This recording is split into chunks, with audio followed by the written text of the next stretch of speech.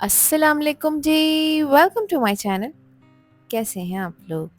उम्मीद करती हूँ सब खैरियत से होंगे और मज़े में होंगे। आज की वीडियो में बनाने जा रही हूँ चिकन रेशमी कबाब। एक ऐसे कबाब जो सिर्फ नाम से ही नहीं, टेस्ट में भी इतने लाजवाब होते हैं कि आप इसे एक बार ट्राई करेंगे तो फिर बार बार बनाने का दिल चाहेगा। रेशमी कबाब का मतलब होता है नरम, मुलायम और क्रीमी कबाब, जिसे खाकर कबाब मुंह में लिटरली मेल्ट हो जाता है। इस वीडियो में आपको परफेक्ट रेस्टोरेंट स्टाइल रेसिपी दिखाऊंगी, जिसे आप घर के सिंपल इंग्रेडिएंट से बनाकर तैयार कर सकते हैं। इन कबाबों की सबसे अच्छी बात यह है कि इन्हें बनाकर आप फ्रीज करके रख सकते हैं 1 से 2 महीने के लिए। तो फिर रेसिपी को एंड तक देखें। अच्छी लगी तो लाइक भी कर दें, और चैनल पर न्यू है तो चैनल को भी ज़रूर सब्सक्राइब कर दें। तो चलें फिर शुरू करते हैं इनको बनाना। सुपर टेस्टी रेशमी कबाब बनाने के लिए दोस्तों यहाँ पर मैंने ली है 300 ग्राम प्याज, जिसको मैंने रफली काटा है क्योंकि इसको मुझे चॉप करना है।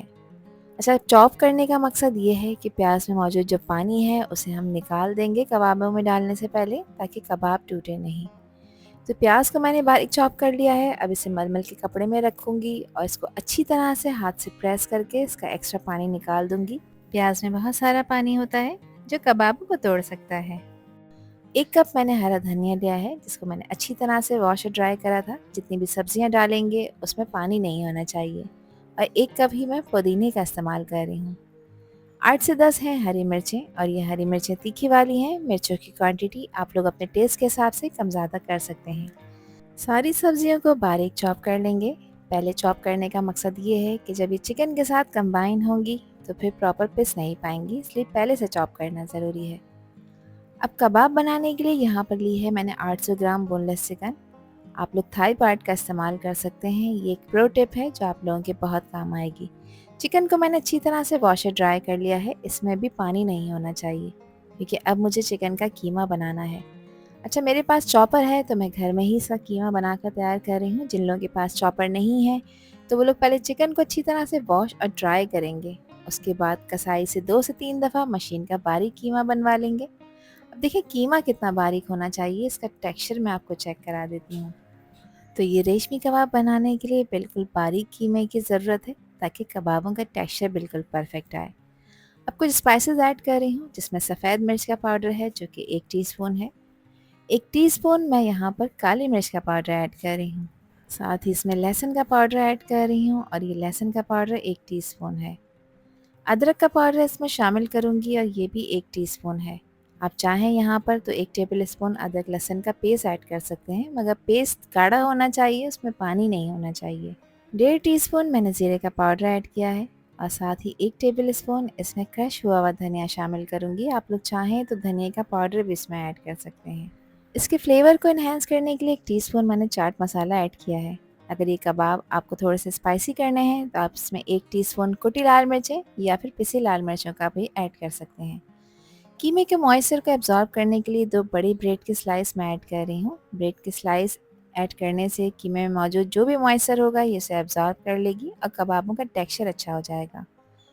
अब रेशमी कबाब बना रहे हैं तो 2 टेबल स्पून मैं बटर यूज़ कर रही हूँ, और साथ ही 3 टेबल स्पून मैं इसमें फ्रेश क्रीम की ऐड कर रही हूँ। जिन लोगों के पास क्रीम नहीं है तो वो 3 टेबल स्पून दूध की मलाई भी ऐड कर सकते हैं।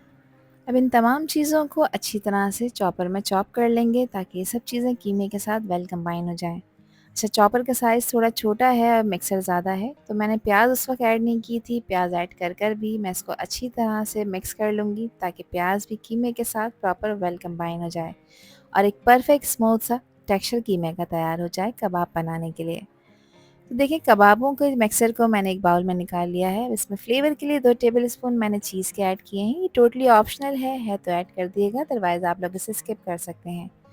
नमक मैंने उस वक्त शामिल नहीं किया था, तो अब मैंने नमक शामिल किया है, जो है कि 1 टीस्पून से थोड़ा ज़्यादा है। नमक आप अपने टेस्ट के अकॉर्डिंग ऐड करिएगा। अब 1 से 2 मिनट तक इसको मिक्स कर लेंगे, मगर इसको ओवर मिक्स नहीं करना, वरना कबाब हार्ड भी हो सकते हैं। अब इसको एक स्मोकी टच देने के लिए कोयला मैंने गर्म होने रख दिया था। ऑयल की कुछ ड्रॉप्स मैं इसके ऊपर ड्रिजल करूँगी, और इसको कवर कर देंगे 2 मिनट के लिए, ताकि स्मोक कीमे में अच्छी तरह से एब्जॉर्ब हो जाए, और जब आप कबाब खाएं तो आपको मिले रेस्टोरेंट जैसा मज़ा। अच्छा, अब जो कोयला रखा था इसको रिमूव कर देंगे, और इस मिक्स को आपने 1 घंटे के लिए रेफ्रिजरेट लाजमी करना है, ताकि इसका टेक्सचर इम्प्रूव हो जाए।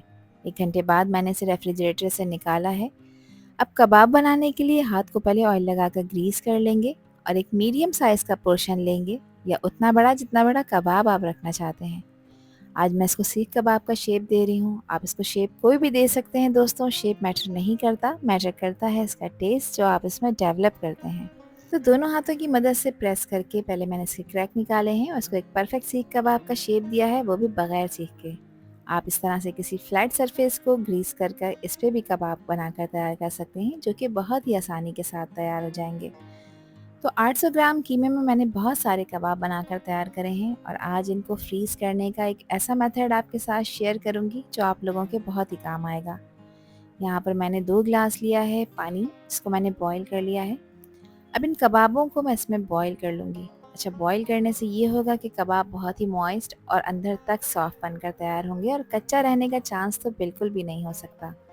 बॉईल करने से ये भी होगा कि जो लोग परहेज़ करते हैं, तेल वगैरह इस्तेमाल नहीं करना चाहते या ऑयली चीज़ें नहीं खाना चाहते, इन कबाबों को वो एज़ इट इज़ भी यूज़ कर सकते हैं, क्योंकि ये पक चुके हैं, कच्चे बिल्कुल भी नहीं हैं। यहाँ पर मैंने इसको पानी से निकाल लिया है 10 से 12 मिनट पकाने के बाद। अच्छा, जिस पानी में आपने इन्हें बॉईल करा है, उस पानी को आप वेस्ट बिल्कुल भी नहीं करिएगा। इसमें आप अपने राइस बनाकर तैयार कर सकते हैं, जिससे राइस का फ्लेवर भी बहुत ही कमाल का आएगा। अच्छी तरह से आपने इन्हें ठंडा करना है और इस तरह से फिर किसी ज़िप-लॉक बैग में या फिर एयर टाइट कंटेनर में आप इन्हें फ्रीज़ करके रख सकते हैं 1 से 2 महीने के लिए अपने फ्रीज़र में। ये बिल्कुल भी ख़राब नहीं होंगे। फिर जिस वक्त आपका दिल चाहे आप इन्हें निकालें, 5 मिनट के लिए डीप रोस्ट करें और 1 से 2 टेबल स्पून कुकिंग ऑयल में 2 से 3 मिनट के लिए फ्राई कर लें। अब क्योंकि ये कबाब पक चुके हैं, तो थोड़ा सा मैंने ऑयल लिया है 3 से 4 टेबल स्पून इनको फ्राई करने के लिए। 1 बाय 1 करके कबाबों का एक बैच मैंने इसमें शामिल कर दिया है। अब कबाब क्योंकि पके हुए हैं, सिर्फ इनको एक अच्छा खूबसूरत कलर देना है, ताकि कबाब ऊपर से खूबसूरत भी लगें दिखने में और साथ साथ इनका टेक्सचर थोड़ा सा क्रिस्पी हो जाए। अब बस लो मीडियम फ्लेम पे आपने इन्हें फ्राई करना है 2 से 3 मिनट के लिए। इनको ओवर फ्राई मत करिएगा, वरना कबाब फिर सॉफ्ट और जूसी बनकर तैयार नहीं होंगे। इनको आप सर्व करें इमली की चटनी के साथ, हरे धनिया पुदीने के रायते के साथ या अपनी किसी भी मनपसंद डिप सॉस के साथ।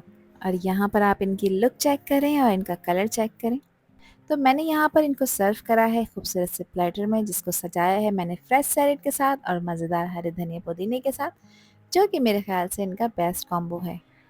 तो दोस्तों, चिकन के रेशमी कबाब फाइनली तैयार हो चुके हैं और क्या कमाल की खुशबू आ रही है।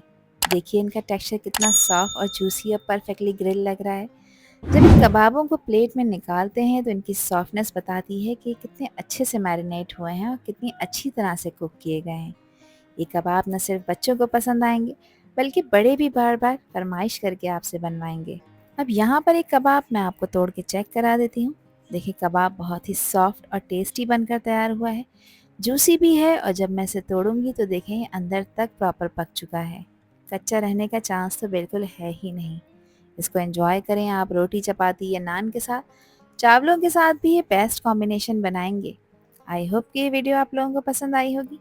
पसंद आई हो तो कमेंट सेक्शन में अपना प्यार से फीडबैक मुझे लाजमी शेयर करिएगा और चैनल पर न्यू है तो चैनल को भी ज़रूर सब्सक्राइब कर दीजिएगा।